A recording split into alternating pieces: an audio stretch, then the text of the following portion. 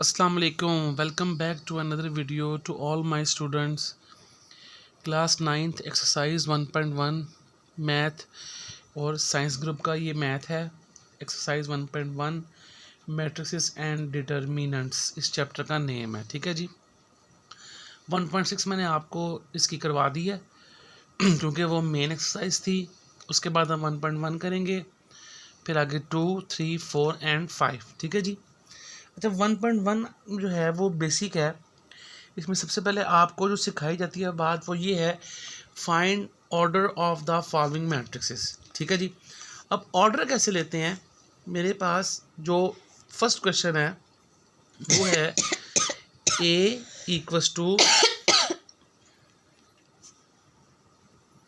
3 - 5 6। ठीक है जी।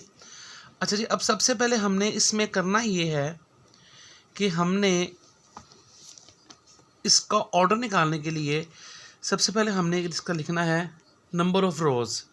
ठीक है जी। नंबर ऑफ़ रोज़ यहाँ पर मैं मेंशन करूँगा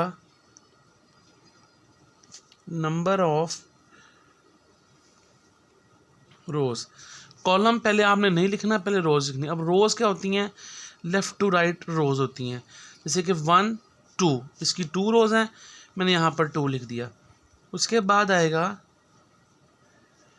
नंबर ऑफ़ कॉलम। अब कॉलम्स कितने हैं इसमें जी, 1, 2 कॉलम है। अब इसका जो ऑर्डर है ना, वो आप बच्चों ने कैसे लिखना है, order of matrix A is a मैंने क्यों लिखा, क्योंकि इसका नेम मैट्रिक्स का ए है। अच्छा जी, यहाँ पे जो ऑर्डर आएगा ना, तो यहाँ पे आपने सबसे पहले 2 लिखना है। ठीक है जी। माइनस बाय माइनस इसे बोलते हैं, जो भी बोल, लेकिन इस तरह का आपने लिखना है। उसके बाद कॉलम आएंगे 2, तो ये क्या है मेरा इसका आंसर। ठीक है जी। इसमें से मैं अगर कोई और सवाल लेता हूँ, जैसे कि सवाल नंबर मेरे पास इसका जो एज पार्ट है वो लिखा हुआ है 2, 1, 3, 0 और 4, 6। सबसे पहले वही बात आएगी, यहाँ पे हम क्या लिखेंगे, नंबर ऑफ रोज़। इसमें अब नंबर ऑफ रोज़ कितनी है आपके पास, 1 एंड 2 आ गई। अब यहाँ पे आएगा नंबर ऑफ कॉलम्स। अब कॉलम कितने हैं इसमें, 1, 2, 3, 1, 2, 3, तो यहाँ पे मैं 3 लिख दूंगा। इसी तरह अगर इसका आंसर मैं यहाँ पे अगर मैं मेंशन करूँ तो आएगा order of matrix H is, नीचे मैं इसका आंसर लिख रहा हूँ। अब रोज़ कितनी है इसमें, 2 और कॉलम कितने हैं, 3। ये मेरा आंसर है। ये आपकी क्या है जी, ऑब्जेक्टिव टाइप में आएगा। अगले सवाल की मैं बात करूं, वो लिखा हुआ है which of the following matrix are equal. अब मेरे पास ए मैट्रिक है, बी है, सी है, डी, ई, एफ, जी, एच, आई, जे। अब इक्वल का मतलब क्या होता है कि इसमें किसी भी किस्म की कोई भी फ़र्क ना हो, या किसी भी किस्म का कोई भी जो है ना वो डिफरेंस नहीं होना चाहिए। जैसे मिसाल के तौर पर मेरे पास लिखा हुआ है ए इक्वस टू 3। अब इसमें बी, सी, डी किस में ऐसा मैट्रिक है जिसमें जस्ट 3 आ रहा हो, मैं कहता हूँ सी वाला। अब सी में 5 - 2 करे क्या आता है, 3, यानी कि ए किससे मैच कर रहा है, सी से। तो मैं यहाँ पे लिखूँगा इसका आंसर ए इक्वस टू सी। आगे आ जाए, बी क्या है, 3 और 5। अब 3 और 5 और कौन सा मैट्रिक्स मुझे नज़र में आ रहा है, वो है आई वाला, 3 और 3 - 2। अब देखिए 3 ये आ गया और 3 + 2 5 हो गया। मैं यहाँ पर इसका अगला आंसर लिखूँगा b equals to I. The next answer, अब d लिखा हुआ है 5, 3। और 5, 3 यहाँ पर कोई है नहीं है। आगे चलें, ई क्या है, 4, 6, 0, 2, 4, 6, 0, 2। अब 4, 6, 0, 2 और कौन सा है, एच वाला है, 4, 0, 6, 2। और जो जे वाला जो है वो क्या है, 2 + 2 कितना होता है 4, 2 - 2 0, 2 + 4 6 एंड 2 + 0 2। तो मैं यहाँ पे लिखूँगा E = H and = J। Next one F है 2 और 6। अब 2 यहाँ पर भी है, 3 - 1 2 यहाँ पर भी है, 6 यहाँ पर भी है और 3 + 3 यहाँ पर भी है। तो मैं यहाँ पर लिखूँगा F = G। ये मेरा क्वेश्चन ख़त्म हो गया। आखिरी सवाल है 1.1 का, जो है find the value A, B, C and D।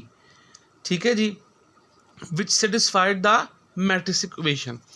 अब मेरे पास देखें फर्स्ट मैट्रिक्स का जो नंबर है वो A + C है। मैं यहाँ पे लिखूँगा A + C इज इक्वल, आ गया दरमियान में इज इक्वल।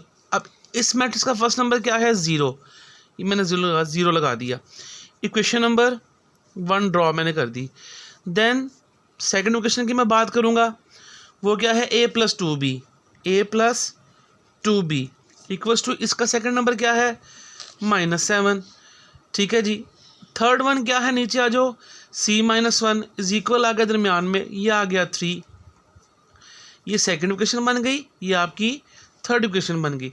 4 वाली कौन सी है 4D - 6 = 2D। 4 वाला 4 से आ गया। अब इसको मैंने सॉल्व कैसे करना है, इन चारों में से जो मैंने 4 इक्वेशंस ड्रॉ किए यहाँ पर, इनमें से कौन सा आंसर निकालना सबसे आसान है, A का, B का, C का, D का। मेरे मुताबिक जो C है उसका आंसर निकालना सबसे आसान है, तो हम क्वेश्चन नंबर 3 को पिक करेंगे, C - 1 = 3। ठीक है जी। अब -1 है, वहाँ जाकर क्या हो जाएगा +1। C की वैल्यू क्या आ गई 4। अब यहाँ पे हमें लिखना है statement put the value of C। अब देखिए C जो है वो किस में आ रहा है, और 3 तो मैंने सॉल्व कर ली, 3 मेरे पास ख़त्म हो गई। अब और C किस में आ रहा है क्वेश्चन नंबर 1 में, तो यहाँ पे जगह कम है, मैं मुंह से बोल के आपको बता देता हूँ। लिखना क्या है आपने, put the value of C in equation number 1। तो A + C = 0। अब वैल्यू क्या है C की 4 मैंने पुट कर दी, और यहाँ पे आ जाएगा A = -4। ये मेरे पास एक आंसर हो गया, ये मेरे पास दूसरा आंसर हो गया। अब A जो है वो क्वेश्चन 1 के अलावा किस में आ रहा है 2 में आ रहा है, तो मैं यहाँ पर 2 वाली इक्वेशन यहाँ पर लिख दूंगा, वो क्या है -7। अब A की वैल्यू क्या थी जी -4 + 2B वैसे का वैसे ही रहेगा -7। बगैर B वाली वैल्यू 4 है माइनस, वहाँ जाकर क्या बन जाएगी ये +4। 2B वैसे का वैसे ही रहेगा जी आपका। प्लस माइनस क्या होता है जी -7 में से 4 गए 3 आ गया, साइन माइनस का आएगा क्योंकि बड़ी वैल्यू के साथ माइनस है। 2 मल्टीप्लाई वहाँ जाकर डिवाइड हो रहा है, -3/2। इसको जब हम डिवाइड करेंगे मेरे पास आंसर आएगा -1.5। नेक्स्ट मेरे पास रहेगी D की, मेरे पास A की वैल्यू भी आ गई, B की वैल्यू भी आ गई और C की वैल्यू भी आ गई। अब 4 जो इक्वेशन है मेरे पास वो क्या है 4D - 6 = 2D। अब D वाली वैल्यू इज इक्वल के इस तरफ है, जो कि मुझे समझ में नहीं आ रही। इसका बेहतरीन हाल ये है कि मैं 2D को उठाकर इधर लेके आऊँगा, ये प्लस की वैल्यू थी, इधर आकर क्या हो गई माइनस की, और -6 जब वहाँ जाएगा वो बन जाएगा +6। 4D में से 2D गए तो कितना बच गया 2D = 6 आ गया, मल्टीप्लाई हो रहा है 2D से, वहाँ जाकर डिवाइड होगा, कटिंग करेंगे, D की वैल्यू क्या आएगी 3। तो ये मेरे पास क्वेश्चन सॉल्व हो गया। यानी कि ये पूरे इस एक पेज पे मैंने आपको 1.1 class 9th math science group की एक्सरसाइज जो है वो करवा दी है।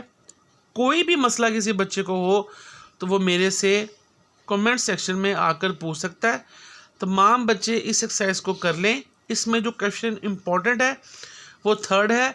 आप आने वाले जो है वो डेज़ में अगर आप स्कूल जाते हैं तो वहाँ पे आप अपने जो है वो सेंडअप्स देंगे, आपका टेस्ट शुरू होगा, तो 1.1 में जो क्वेश्चन नंबर 3rd है ये वाला, इसके आने के चांसेस बहुत ही ज़्यादा होते हैं।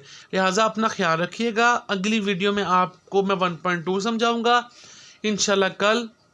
और इसी के साथ जो क्लास 10th के बच्चे हैं उनके लिए मैथ एक्सरसाइज 4.3 अपलोड होगी। तमाम बच्चे अपना ख्याल रखिएगा। आखिर में आपसे ये रिक्वेस्ट है कि मेरे चैनल को सब्सक्राइब करें, शेयर करें, कमेंट्स करें और लाइक करें ताकि मज़ीद बच्चों के पास ये वीडियो पहुंच सके। अगर ये कोशिश की गई है, मैं अगर कोशिश कर रहा हूं, तो अल्लाह पाक मुझे इसका सिला दे। जज़ाकल्लाह। अल्लाह हाफिज़। अपने सलामत को इजाज़त दीजिए।